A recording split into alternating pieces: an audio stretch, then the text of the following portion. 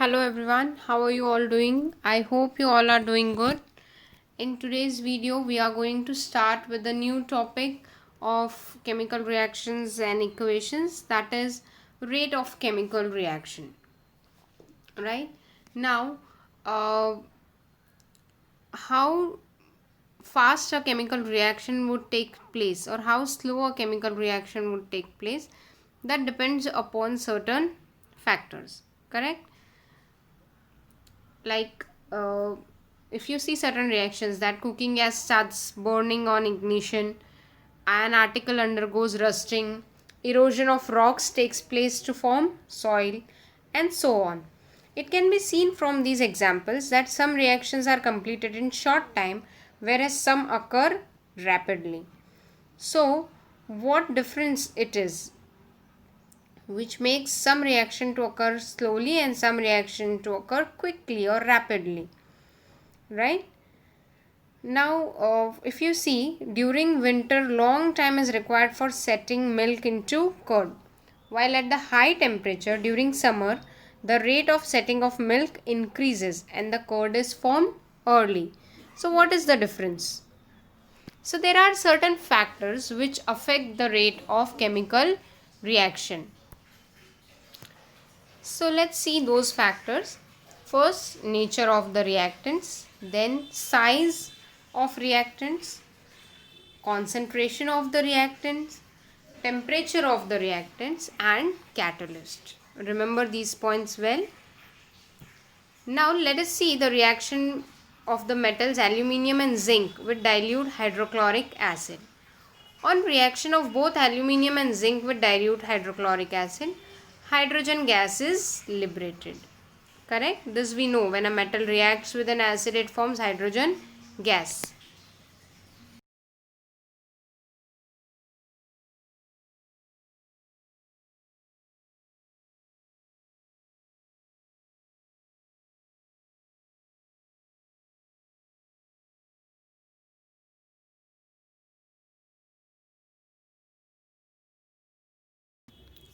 So, like now in the nature of the reactants, we are seeing that how differently two metals will react with one particular acid, right?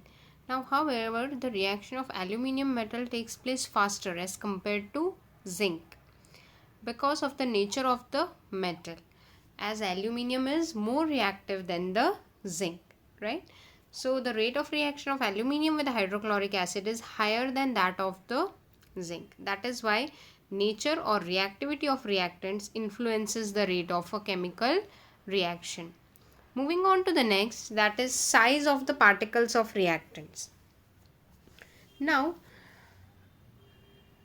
what we are doing is we are making pieces and powder of shahabad tiles, and we are weighing them in equal weights in two different test tubes and allowing it to react with an acid again.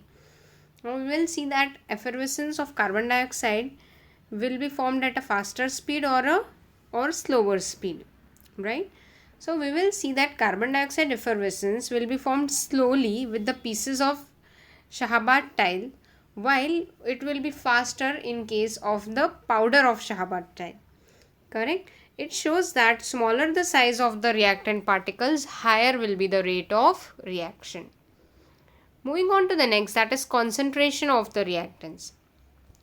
Now if we consider the reaction between dilute and concentrated acids along with calcium carbonate powder, so dilute HCl, that is diluted acid, will react slowly with calcium carbonate and thereby calcium carbonate disappears slowly and carbon dioxide will also liberate slowly.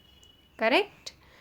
Wherein if we allow the same to react with concentrated HCl, the reaction will take place rapidly and that is why calcium carbonate will disappear faster. So what do we get from this?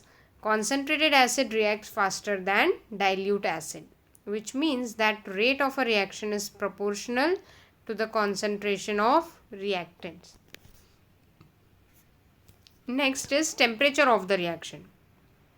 Now while studying the decomposition reaction, we have carried out decomposition of limestone. Now in this, the lime water does not turn milky before hitting the limestone because of the zero rate of reaction.